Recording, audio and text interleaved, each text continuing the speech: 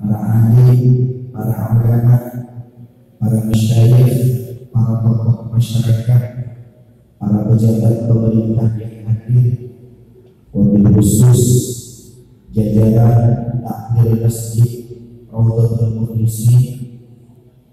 Tak lupa pula penyelenggara daripada kajian Ahad Duha pada kesempatan kali ini, jajaran pengurus Yayasan Nurul Hayat, Ustaz Latif, dan segenap para sahabat, hadirin hadirat, muslimin muslimat, jamiyah,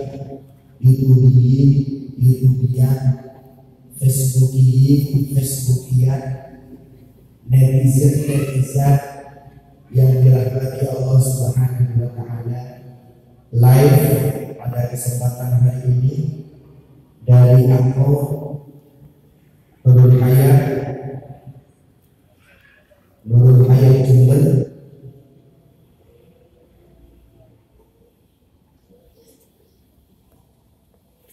Segenap para talibul ilm, segenap para musafir pencari ilmu yang dirahmati Allah Subhanahu wa Ta'ala.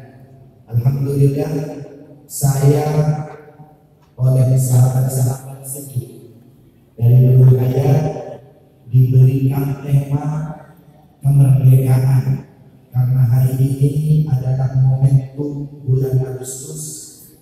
Alhamdulillah pula diberi tema berhubungan dengan hijrah, karena hari ini adalah bertepatan dengan bulan Muharram, yaitu tahun baru daripada umat Islam.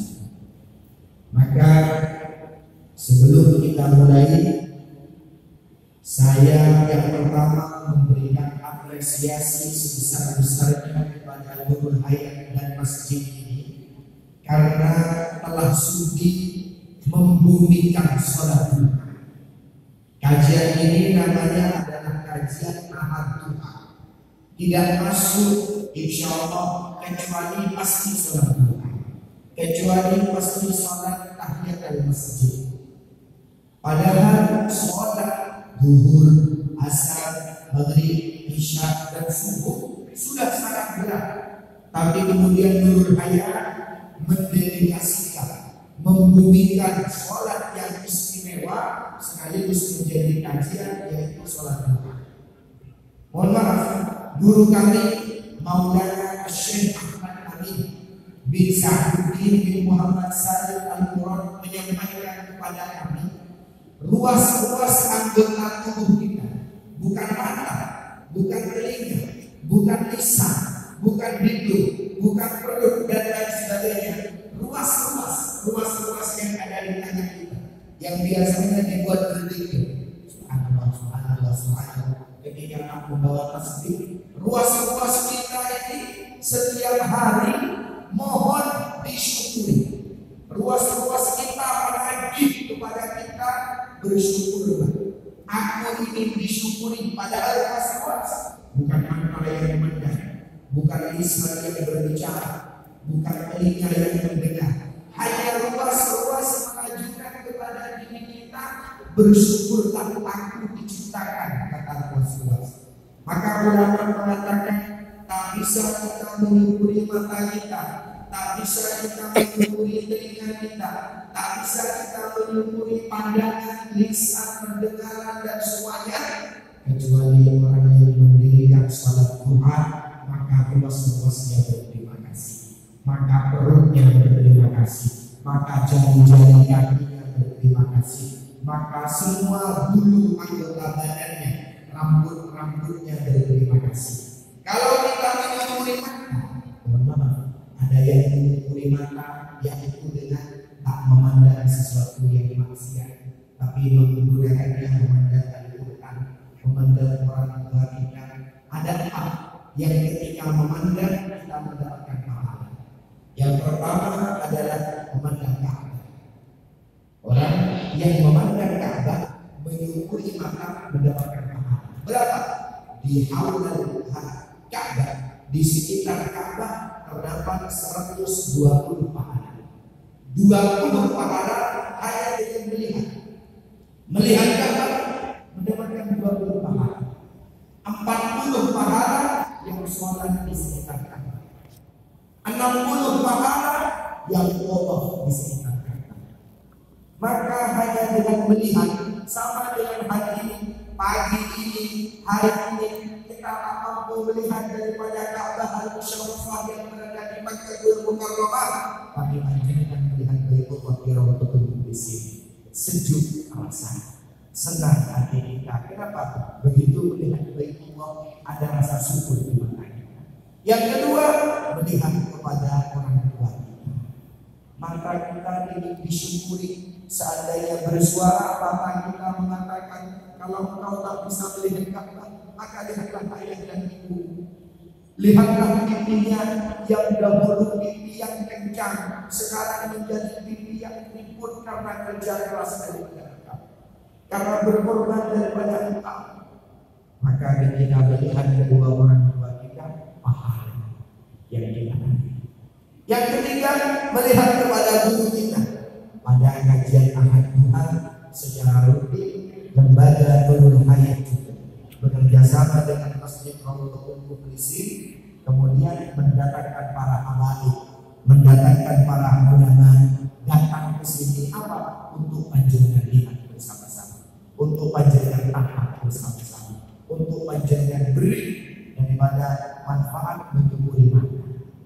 Ketika melihat guru, maka sesuai dengan daun Al-Habib Taufik bin Abdillah dan As-Segaf, beliau ketika masih kecil dahulu dilihat oleh Habib Saleh.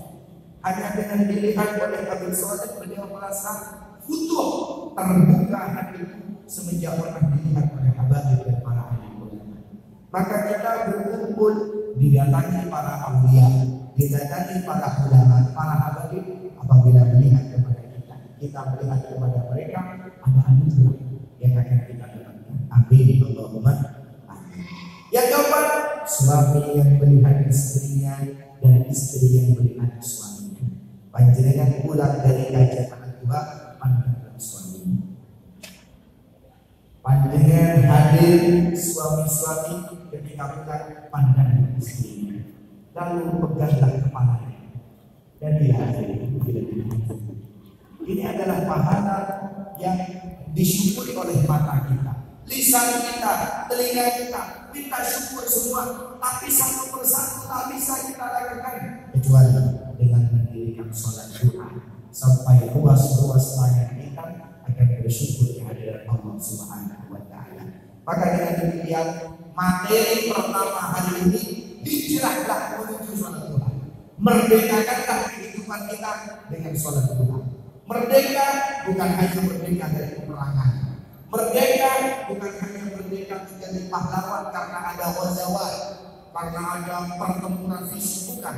Tapi merdeka sama dengan hijriah, berpindahnya baginda Nabi Muhammad, hijrahnya Nabi Muhammad dari Makkahul Mukarramah ke Madinatul Munawwarah. Madinah dahulu tak pernah orang tahu. Zaman dahulu Madinah bernama Yasrib. Kota yang terbelakang, kota yang juhud, kota yang jahiliyah, berkumpul orang-orang Yahudi dan Nasrani. Tapi ketika baginda Nabi Muhammad datang ke Madinah, beliau langsung mengubah nama Yasrib menuju Madinah. Apa faedahnya? Apa manfaatnya? Karena Rasulullah, Yasrib adalah masa lalu, Madinah adalah masa depan. Maka kalau berbicara tentang kota yang juhud, kota yang terbelakang, kota yang jahiliyah, itulah Yasrib. Tapi semenjak Rasulullah datang, merdeka menjadi sebuah negara, menjadi sebuah kota yang bernama Madinah. Sama dengan tempat ini, dahulu ini adalah alas belukar. Dahulu di sini tumbuh rimbun-rimbun pohon-pohon yang tak dirawat. Tapi ketika di Condro ini dibangun Raudhatul Qudus, orang-orang tak mengenal Condro lagi sebagai tempat yang penuh dengan semak belukar, tapi menjadi ikon daripada kota Condro.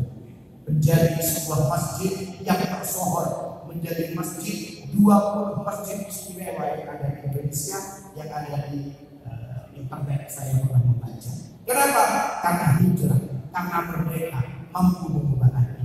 Maka kemerdekaan dan hijrah itu adalah berubahnya hati kita minal dhulumati ila nur, dari kegelapan menuju kepada terang benderangnya cahaya. Amin Allahumma amin. Saya izin berdiri. Para hadirin yang dirahmati Allah, maka kemerdekaan kita, maka hijrahnya kita hari ini dimulai dengan apa yang menjadi cikal bakal baik didengungkan oleh lembaga berupaya sholat duha. Jangan jadikan sholat duha 1 bulan 1 kali, ahad duha lulul ayat itu. Tapi ketika pulang laksanakanlah sholat duha.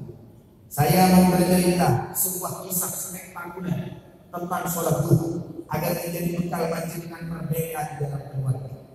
Sholat duha dikenal juga sholat syukur, sholat ekonomi karena melancarkan ekonomi dan lain sebagainya. Tapi yang pernah saya dengar dari guru kami sudah meninggal, almarhum almarhumlah Profesor Dr. Haji, mantan rektor daripada Universitas Islam Negeri Sunan Kalijaga, Yogyakarta. Beliau sama dengan Ustaz dari Madura, teman seperjuangan Profesor Dr. Mahfud MD. Beliau berkisah kepada muridnya Profesor Dr. juga almarhum Imam Mawardi. Beliau menyampaikan bahwa terdapat anak-anak yang waktu itu lulus SMP kemudian bercita-cita ingin studi, ingin melanjutkan jenjang pendidikan ke Eropa. Maka mondoklah dia dan matur kepada bapak pengasuh, kepada bapak Kiai, saya ingin belajar ke Amerika, saya ingin belajar ke Eropa. Maka wasiat Kiai, engkau mondok, engkau sekolah aliyah, engkau sekolah SMA 3 tahun di tempat kami, tapi jangan lupa selama 3 tahun sekolah setiap hari laksanakanlah istiqomah sholat duha. Baik, kami laksanakan. Maka ini anak setiap kali sholat duha bermunajat kepada Allah Ta'ala, ya Allah, saya mencicil, saya menceleng ya Allah agar bisa studi ke Eropa, agar bisa studi ke Amerika. Tahun pertama, tahun kedua, tahun ketiga, setelah diambil lulusan, ada pengumuman penerimaan beasiswa McGill University of Canada di Amerika. Ada penerimaan di Ohio University di Amerika. Maka dia segera mendaftar, soal kepada Kiai, ditanya sudah sholat duha, sudah berangkat izin kepada ayah dan ibu. Maka kemudian dia pamit berangkat izin kepada ayah dan ibu. Ibunya, ayahnya orang yang tidak punya, ekonominya termasuk ekonomi menengah ke bawah.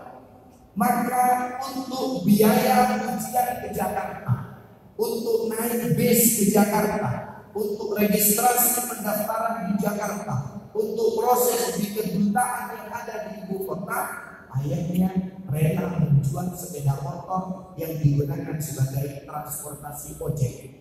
Ayahnya adalah tukang ojek, dia jual sepeda motornya mengatakan, nah bersungguh-sungguhlah, luluslah ujian di Amerika, luluslah ujian agar engkau memperoleh cita-cita semangatmu. Sepeda bapak sudah dijual.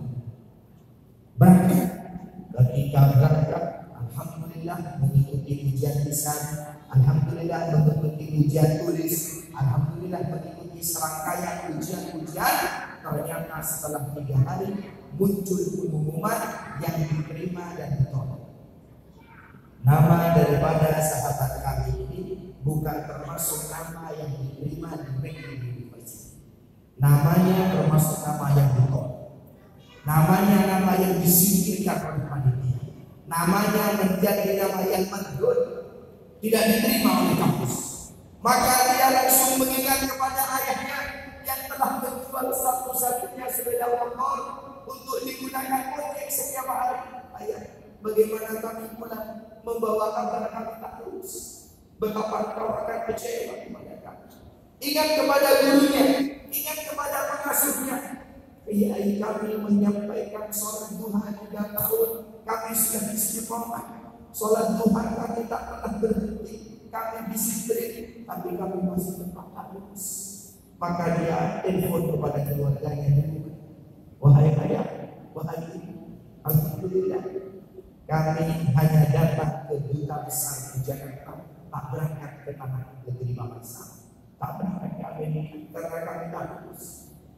Kami malu pulang ke kampung, kami malu pulang ke desa karena panjenengan sudah pengumuman kepada tetangga, panjenengan sudah menyampaikan kepada tetangga anakku ke Amerika, ke Peking University Kanada. Ketika kami pulang, bagaimana Muhammad harga diri panjenengan tak bisa membayarkan. Maka izinkanlah saya ikut paman saya yang berada di Bali untuk bekerja di sana. Karena di pesantren dia sudah belajar bahasa Inggris dasar, maka dia di Bali kemudian menjadi guide, menjadi leader, menjadi penunjuk jalan daripada turis-turis. Ketika menunjukkan jalan kepada turis, ketika menjadi pembimbing wisata daripada turis, tiba-tiba akhlakul karimah santrinya baik, menghamburi para bule. Biasanya ayo masuk ini, begini menundukkan kepala. Biasanya salaman dengan bule tangan satu, dia menundukkan kepala, menghormati yang lebih tua. Ketika biasanya dia tidak memiliki sesuatu apapun yang pernah dirasakan oleh bule, dalam dirinya terdapat sesuatu yang istimewa daripada yang lain. Kebetulan salah satu daripada bule yang datang ke Bali adalah juri daripada McGill University. Maka menyampaikan, wahai anak muda, your English is good. Bahasa Inggris kamu bagus, tingkah laku kamu bagus. Kenapa kamu tak sekolah ke Eropa? Aku yang membiayai. Dia mengatakan, saya sudah tes di kedutaan besar masuk ke McGill University, memilih pilihan Ohio University, satu pun tak ada yang diterima. Maka saya pergi ke Bali untuk menjadi guide seperti panjenengan, wahai profesor. Profesor ini mengatakan, saya tuliskan tazkiyah, saya tuliskan surat sakti. Ditulis siapa nama kamu? Ditulis namanya, ditulis alamatnya, sampaikan kepada kedutaan besar, ini memorandum, ini tazkiyah, surat sakti dari profesor yang berkunjung ke Indonesia untuk menerima orang-orang yang datang. Yang ngetes tadi adalah anak buahnya profesor. Maka kemudian apa kata Pak Yai? Engkau sholat duha, bukan Allah ingin menggagalkan studimu melalui tes, tapi agar kamu dibawa langsung oleh profesor, agar yang lain membeli tiket pesawat, agar yang lain masih mengurus visa, engkau tak perlu membeli tiket pesawat, engkau tak perlu mengurus visa, karena sholat duha yang menjadi tiket, karena sholat duha yang menjadi celenganmu ketika sedang. Maka dia sungguh-sungguh dan merasakan dahsyatnya daripada sholat duha. Maka dengan demikian kajian ahad doa di Nurul Ayat mengajak kepada kita doa sholat duha. Ikan rezeki bisa manfaat. Ya Allah, apabila rezeki kami berada di langit, turunkan. Wa ikan fil ardi fa'khrijhu, dan apabila tersimpan di dalam bumi, keluarkan. Wa ikan ba'idan faqribhu, apabila rezeki kami jauh, ya Allah, datangkanlah supaya dekat. Wa ikan haraman faqribhu, apabila rezeki kami haram, ya Allah, maka jadikan kami. Maka dengan demikian super power daripada sholat duha. Kajian ahad duha ini adalah perempuan. Apabila kita memiliki cita-cita, bisikan dalam sudut-sudut sholat duha. Maka sholat duha dikatakan sholawat syukur, bahkan sholawat ekonomi, karena ruas-ruas tangan kita akan bersyukur ketika kita sholat duha. Tapi ketika sholat yang lain bagus, itu kewajiban. Sholat duha adalah sholat laut-laut yang melengkapi. Kalau saya ilustrasikan tentang sholat duha, sholat yang di bawah itu adalah makanan pokok, adalah nasi. Tapi ketika sholat duha, laut-laut. Semakin banyak amalnya sunnah sholat duha, semakin banyak daripada yang benar semakin banyak daripada tahajud, tarawih, witir, maka lauk pauk makanan pokok kita akan semakin sempurna. Amin Allahumma. Maka melalui tahun baru Hijriah ini, melalui momentum kemerdekaan Agustus ini, ayo merdekakan pendahulu kita dari yang tak pernah sholat duha menuju sholat duha sesuai ajakan kampanye yang diberikan oleh Nurul Hayat melalui Nurul Hayat Jember, disiarkan di berbagai tempat yang istimewa, termasuk di masjid yang sangat istimewa ini. Amin Allahumma. Sepakat sholat duha ketika pulang dari rumah ini, setiap tempat yang kita sujudi nanti akan menjadi saksi di hadirat Allah Subhanahu wa Ta'ala.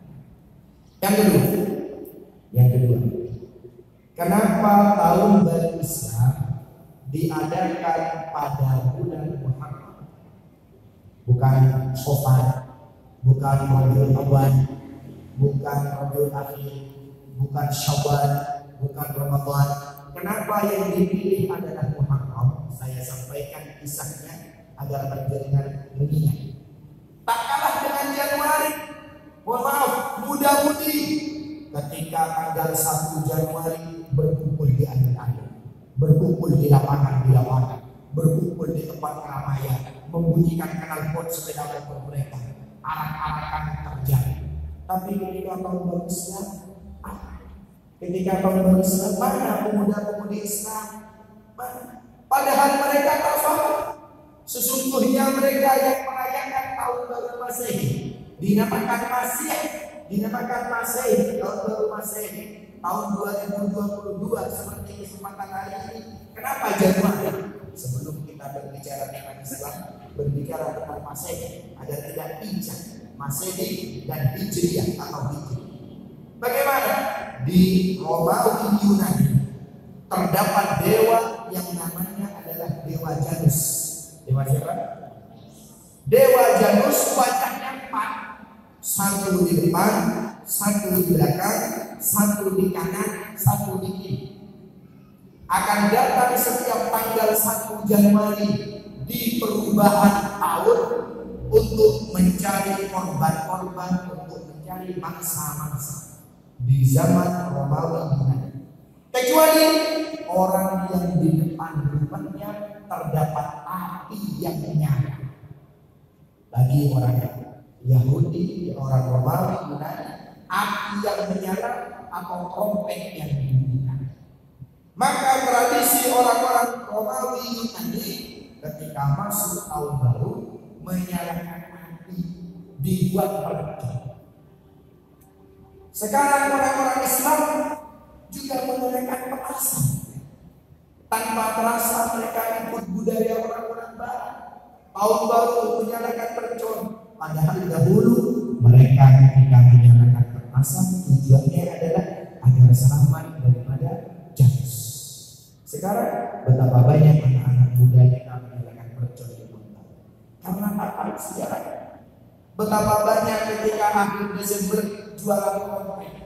Padahal di Yahudi, di Romawi, Nasrani dahulu, di Yunani dahulu, orang-orang yang membunyikan trompet selama rumahnya dari Dewa Janus. Sekarang anak-anak remaja Islam semuanya membunyikan trompet.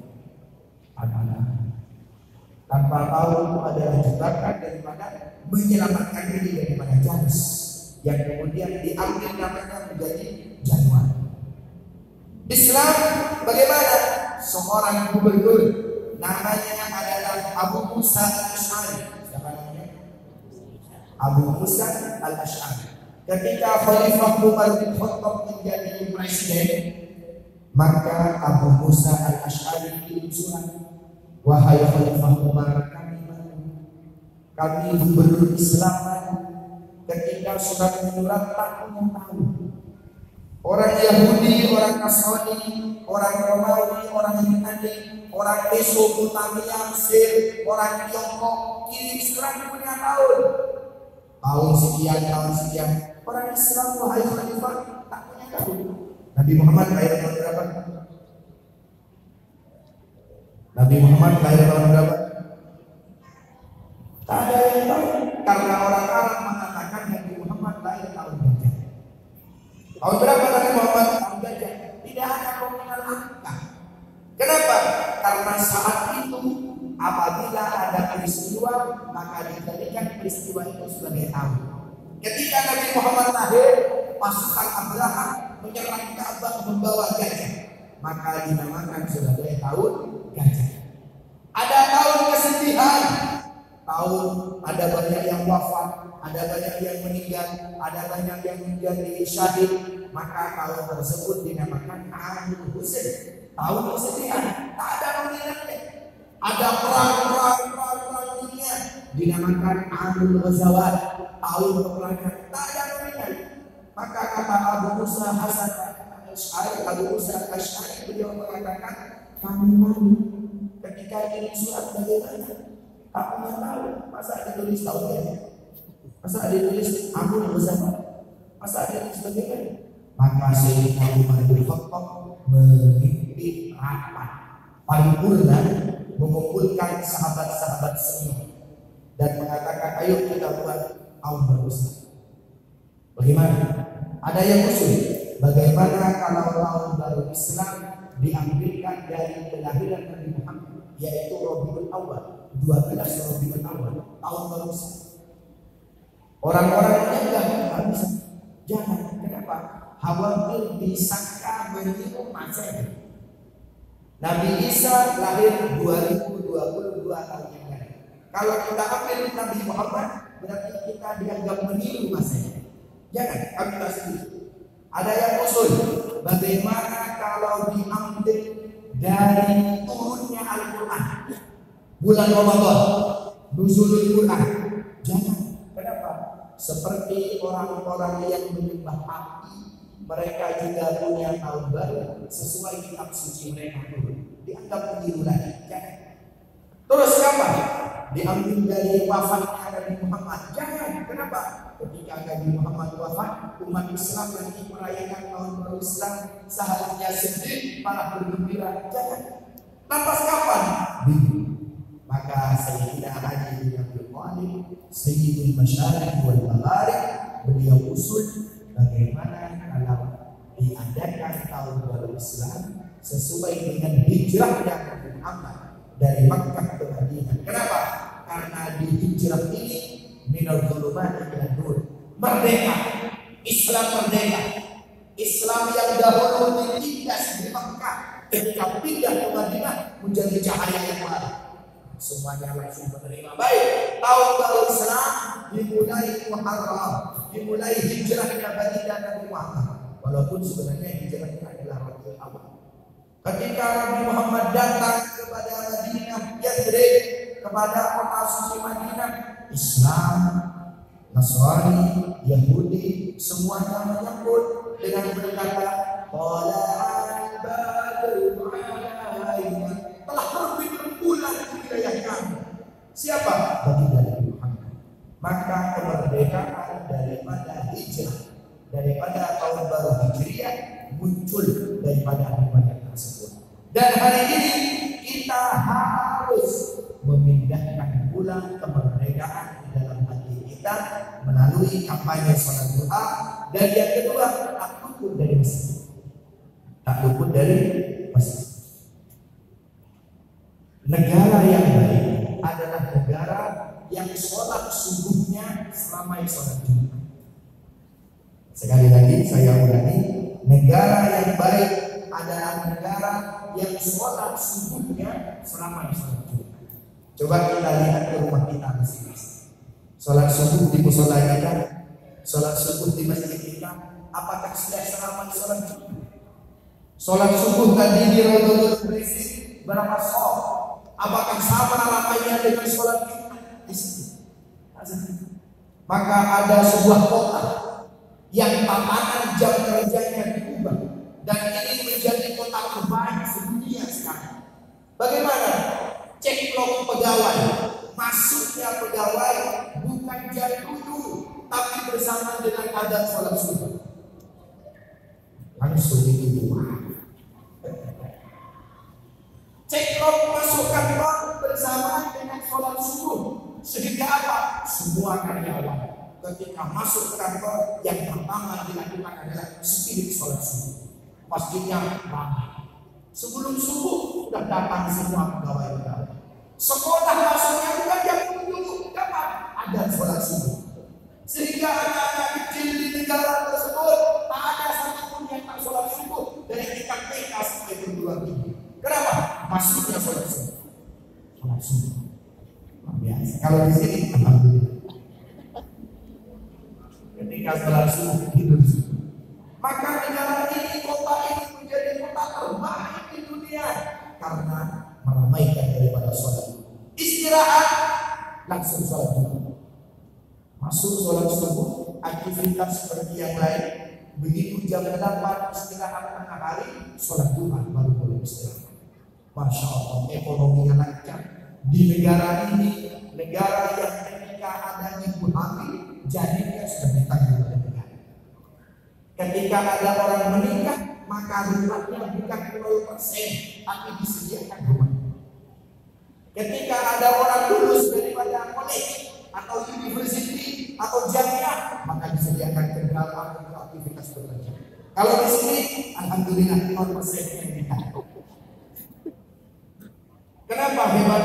Berangkat dari sholat subuh, berangkat dari merdeka sholat.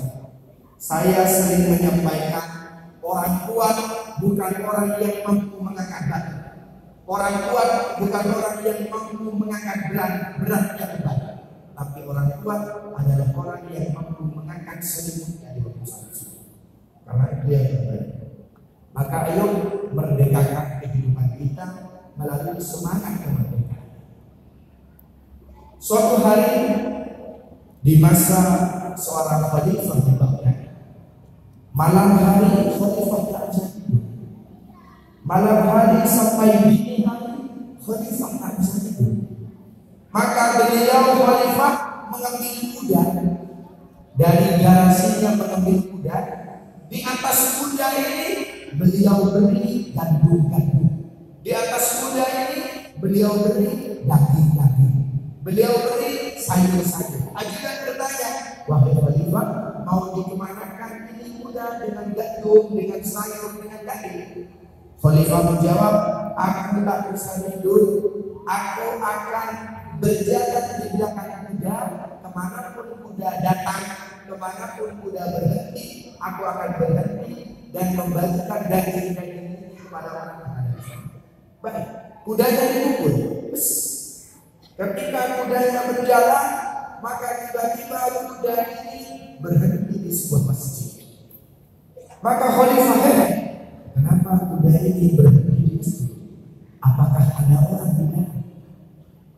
Maka kemudian daripada khalifah ini masuk ke dalam masjid, sebelum masuk ke dalam mihrab masjid, khalifah mendengar ada seorang yang sedang bermunajat kepada Allah Subhanahu wa taala.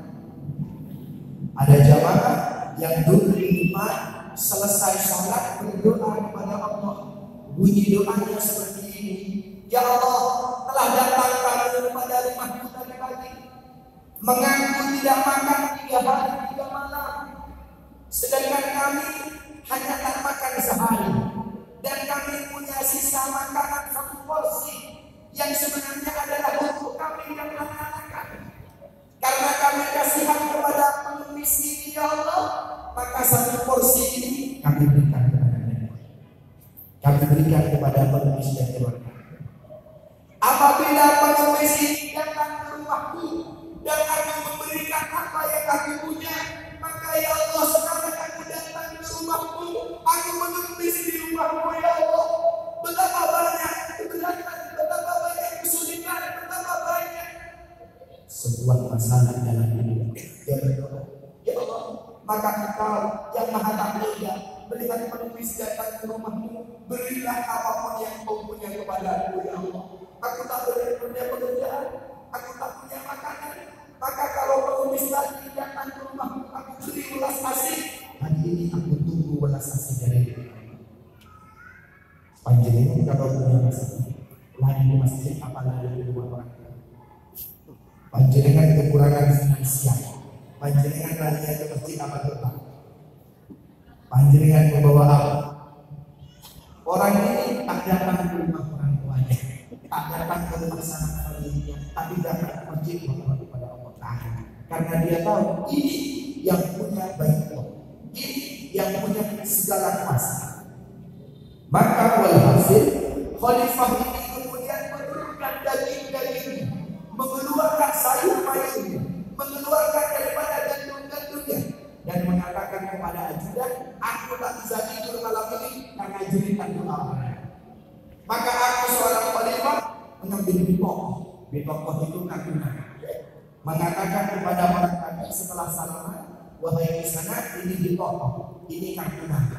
Kalau engkau punya masalah apapun yang rumit dalam hidupmu, pekerjaan, finansial, datanglah kepada rumahku yang ada di bitokoh Ustaz. Orang yang menolak, maaf wahai fulan, dia tak tahu kalau itu adalah khalifah. Karena khalifah punya apa? Turun ke jalan tak membawa kamera, turun ke jalan bukan berpura-pura. Dia malah menyapa. Dia mengatakan, wahai fulan, mohon maaf, aku tak butuh kepada seorang pun karena aku masih punya masjid, karena aku masih bisa mengadu kepada Allah Ta'ala. Maka buat apa aku datang ke rumahmu sedangkan aku punya Allah Ta'ala yang masjidnya terbuka 24 jam. Maka khalifah ini merasa terkapar, diturunkan semua daging, diturunkan semua gandum ini untuk panjenengan. Panjenengan siapa? Saya adalah khalifah yang tak bisa tidur karena rintihan doa. Maka diberikan apa? Masjid. Kajian ahad duhatul ayat diadakan di masjid. Kenapa? Mengajak kita merdeka, mengajak kita meminta. Kalau datang ke rumah bos, datang ke rumah bapak bupati, datang ke rumah bapak DPR, mereka akan memberikan apa yang kita minta. Tapi bagaimana ketika kita datang ke rumah Allah? Apakah Allah diam? Tidak. Apakah Allah diam? Tidak. Apalagi kita membawa air mata. Anak-anak kecil ketika meminta kepada ibunya, ibu kami minta es krim, tidak langsung tidak, tapi ketika meraih sambil memijit pundak ibunya, es krim. Ibunya akan berpikir, ya kasihan anakku ingin es krim sambil memijit, tapi lebih sambil langsung ibunya berdiri, beli berapa? Sama dengan Allah Ta'ala. Ketika kita datang ke rumahnya, ketika kita datang ke masjid, kita tahu doa-doa yang ada dalam hati kita mengorbankan air mata.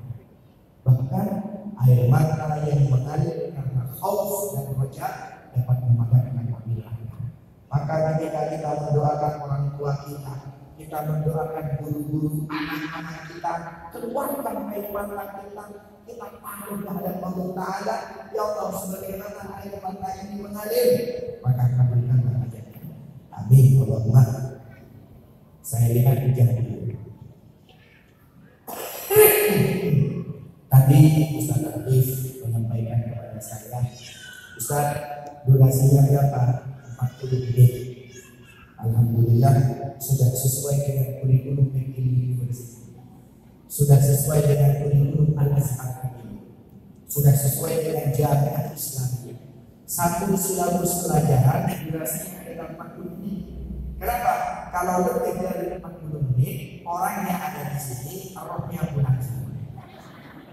Maka pelajaran-pelajaran di Eropa dan di Semenanjung Arabia hanya 40 menit, sesuai. Dan suara saya hampir habis juga. Apalagi minuman tak ada ya. Para hadirin hadirat yang Allah Subhanahu wa Ta'ala, sebagai istiqamah dari saya, ayo sekali lagi merdekakan kehidupan kita dengan sholat duha, merdekakan kehidupan kita dengan datang ke masjid. Sebelum meminjam kepada yang lain, mintalah kepada Allah Ta'ala di rumah. Karena ini adalah cabang dari Haramain, ini adalah cabang dari Makkah, ini adalah cabang dari Madinah, ini adalah cabang dari Masjidil Aqsa. Panjenengan datang ke sini. Presiden pusat punya perwakilan menteri, punya perwakilan gubernur, punya perwakilan bupati, punya perwakilan Pak Camat, punya perwakilan Pak Kades. Panjenengan datang kepada mereka di akhir. Tak bisa ke Haramain, tak bisa ke Makkah, tak bisa ke Madinah, tak bisa ke Masjidil Aqsa. Datanglah ke Raudhatul Mu'minin. Insya Allah sudah dapat kuasa. Apalagi mudik kita dengan dia banyak. Dicatat. Kenapa ketika hadir menulis daftar hadir? Karena malaikat Ridwan berdiri di atas masjid. Malaikat Ridwan berdiri ketika ada orang masuk ke masjid, namanya ditulis. Oh, Abdullah Ani jam 9:10 masuk masjid. Besok lagi ditulis. Oh, hadirnya ditulis. Maka ketika wafat Malaikat Ridwan mengatakan, sepertinya nama kita asing baru. Kenapa? Harus ditulis. Tapi yang tak pernah masjid, apa namanya? Kami tak tahu, kami tak pernah kenal. Maka dengan demikian menjadi perabot-perabot masjid supaya mereka apa ini. Para hadirin sebagai penutup, kalau tadi disampaikan tahun baru Hijriah berbeda dengan tahun baru Masehi. Tahun baru Masehi petasan-petasan, tahun baru Masehi trompet-trompet. Tahun baru Hijriah apa yang dilakukan? Ada penjelasan apa yang dilakukan? Tahun baru Hijriah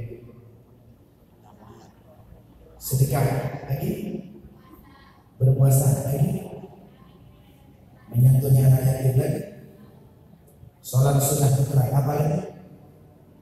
Apa? Ada susunya di sini. Ustaz lagi katanya tahun baru itu minum susu. Saya lihat dari tadi ada susu. Padahal peringatan tahun baru. Tahun depan tahun baru lagi dia akan susu. Kata guru kami Asri Ahmad bin Syekh Muhammad bin Syekh Alawi bin Syekh Abbas Al-Maliki Al-Hasani yang kediamannya di Rusaifah maka di Mukarramah, beliau mengatakan di awal tahun baru Islam minumlah susu. Dari apa? Tafakulan. Apa tafakulan? Ilustrasi mengikuti orang-orang terdahulu. Kenapa? Hati kita gelap. Hati kita hitam. Hati sapi lebih hitam dari daging yang lain. Rempelo ayam lebih hitam daripada daging yang lain. Jangan coba rempelo ayam hitam, tapi dagingnya putih. Maka hati kita tahu saja hitam. Ini jelas lebih hitam. Kau tahu? Karena kalau ada tetangga berikut gas, tetangganya ikut panas. Ambil kulkas dulu, seorang tidak panas. Maka hati kita yang suudon, hati kita yang sering berprasangka buruk, ini kita lebih hitam dari yang lain. Ketika minum susu berubah menjadi putih. Ketika minum susu berubah menjadi jernih. Tafakulan. Karena laban, karena susu daripada tradisi lain. Unta diperah keluar susu, sapi diperah keluar susu, kambing diperah keluar susu. Di Indonesia unta ada kecuali di kebun binatang. Diperah pun ditolak, dimarahi oleh dia. Sapi tak ada yang diperah. Kenapa? Karena penyakit mulut dan kaki.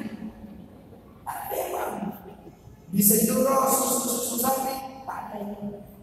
400 lebih ya.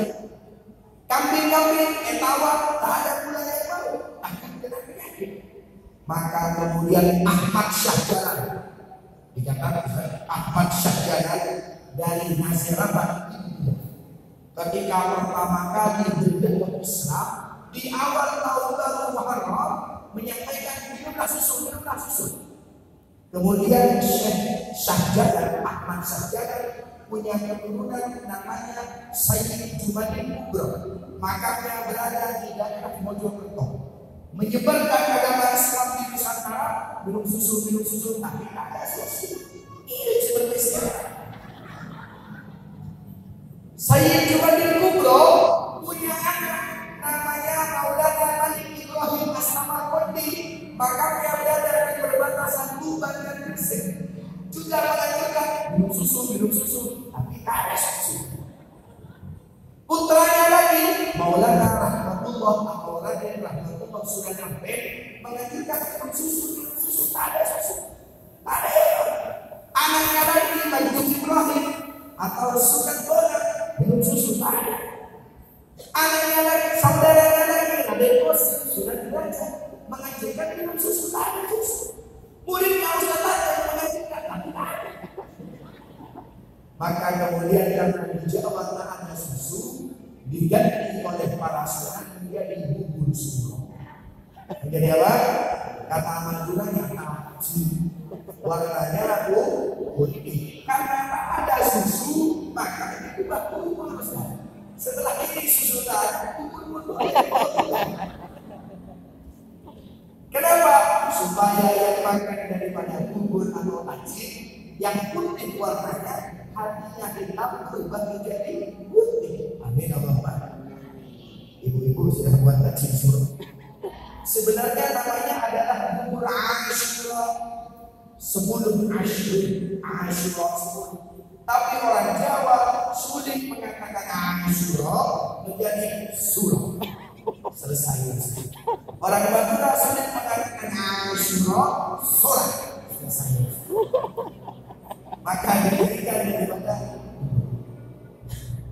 di atas kubur sedikitnya ada apa? Panjenengan kalau buat kubur, ibu-ibu mohon kalau buat kubur sedikitnya topinya harus ada apa? Topinya ada, harus ada apa? Yang pertama apa? Kaca. Ada. Kenapa kaca? Karena ketika perahu Nabi Nuh mendarat dari Bahtera, dari banjir bandang, Nabi Nuh mengatakan kumpulkan semua makanan. Apa yang paling banyak kaca? Kacang-kacang, kacang tanah, kacang ini. Sekarang pun tak ada. Maka Nabi Nuh mengatakan buatlah campur semua makanan, diaduk menjadi satu, menjadi bubur, diberi topping pertama kacang-kacang. Kacang ini kemudian menjadi nabat. Bahasa Arabnya nabat. Apa? Selamatan tasyakuran terhadap panen-panen. Yang menanam padi, yang menanam jagung, para petani yang tasyakuran kenapa diberi kacang-kacangan dengan tasyakuran kacang. Yang kedua, orang-orang yang ada di laut ingin juga tasyakuran. Panjenengan kalau sekarang pergi panjenengan kalau sekarang di daerah Kasiah dekat rumah saya ada tulisan tasyakuran petik laut. Kenapa petik laut? Karena diselamati kalau tadi kacang menyelamatkan tanah, kalau hasil laut menyelamatkan laut atau para nelayan agar tidak kalah dengan para pekebun dan petani. Maka di atas kubur Asyura diberi dahulu ikan kerapu, ikan remusan, ikan kerapu. Ikan kerapu lebih lama zaman akhir karena kedalamannya yang dalam diubah ikan kerapu. Alhamdulillah sekarang kerapu pun tak ada, tongkol pun tak ada. Tidak apa itu. Alhamdulillah. Yang penting rasanya tahu teri kata ini. Kita haji menjadi sebuah teri. Makanya potongan-potongan pasal ini itu mesut. Dari dulu kerapu berganti sekarang berganti. Selamatan nelayan. Yang ketiga diberi topping selamatan peternakan. Suwiran jagung. Kalau bukan daging sapi, daging ayam. Ibu-ibu garis keras datang ke rumah saya memberikan bubur surau. Saya buka menutupnya. Alhamdulillah kacang ada. Alhamdulillah ikan ada, walaupun teri. Saya lihat daging tak ada. Bertanya saya, ibu, kok tidak ada daging? Beliau mengatakan sapi mahal karena penyakit. Terus kami bisa ayam kesini. Ketika kami tangkap nangis. Lalu bagaimana? Tak ada daging sapi, tak ada daging ayam. Alhamdulillah anak ayam banyak di telur. Kemudian diubah menjadi telur. Tak apa-apa. Ternyata telurnya bukan telur. Yang terakhir diberi apa? Diberi air santan. Diberi air santan. Kenapa? Karena kalau terlalu banyak cepat. Maka diberikan buah santan supaya yang makan nikmat, yang makan enak. Kenapa kok diberi air? Karena 90% tubuh kita dari air. Di kepala ada air, di tangan ada air, di kaki ada air. Bahkan di buku panjenengan kalau sakit keluar air. Apa namanya? Kuman. Pernah lihat keluar air dicium? Komanya dicium? Masih ngomong. Kenapa kok koma itu sudah tahu jelek itu dicium? Itulah sifat manusia. Terkadang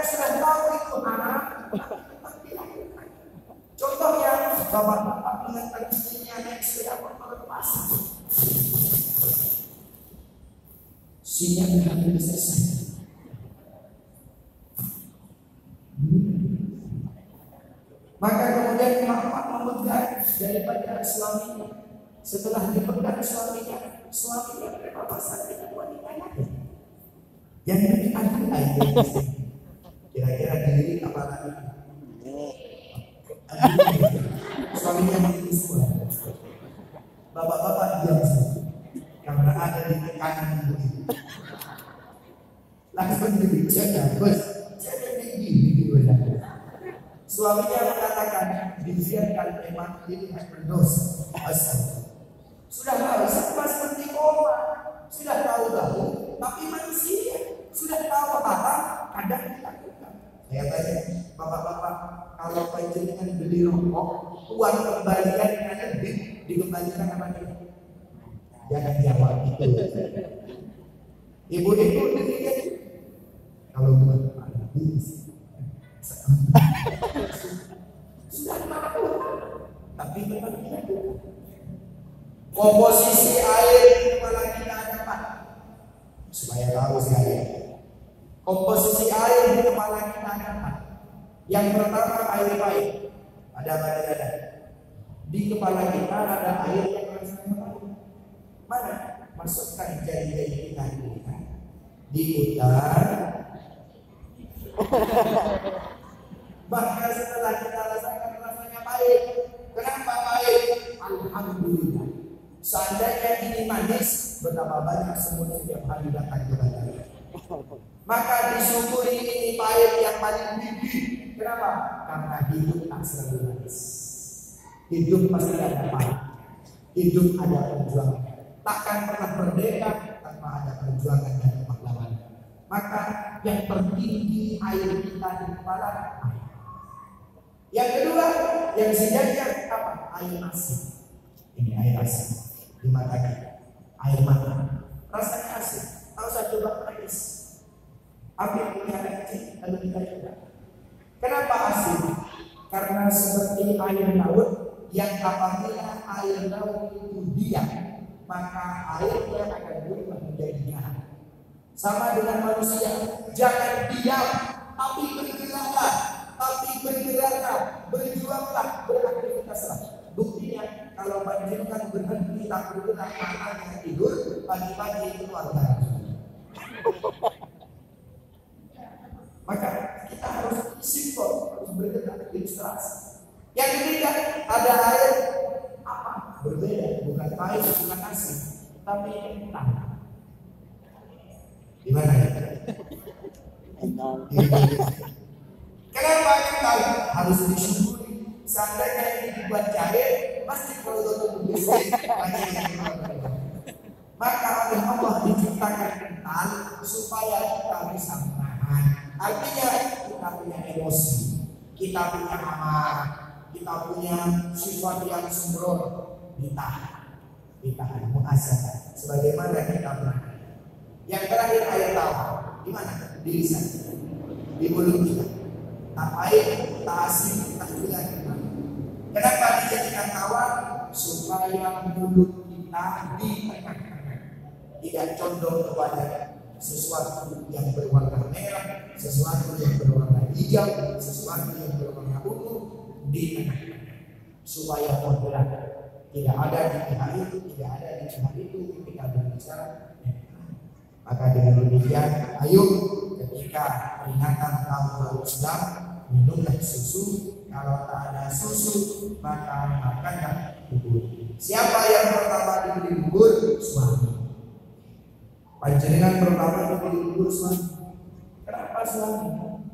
Karena panjenengan yang membuat bubur sambil dibuat, bayangkan hati suami yang pemarah supaya menjadi pemarah, yang penting supaya menjadi dermawan.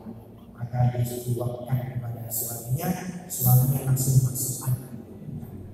Yang kedua kepada anak-anak, yang ketiga kepada tetangga-tetangga supaya tidak menjadi yang lebih kurang. Yang keempat kepada Darul Hayat Jember, kalau mengundang lagi tahun baru Islam, berikanlah minuman susu, berikanlah sajian daripada bubur susu. Dan ini kita merayakan. Itu yang bisa saya sampaikan. Mohon maaf nasrullah wa fathul qarib. Allahumma waffiqna wa tariq. Assalamualaikum warahmatullahi wabarakatuh.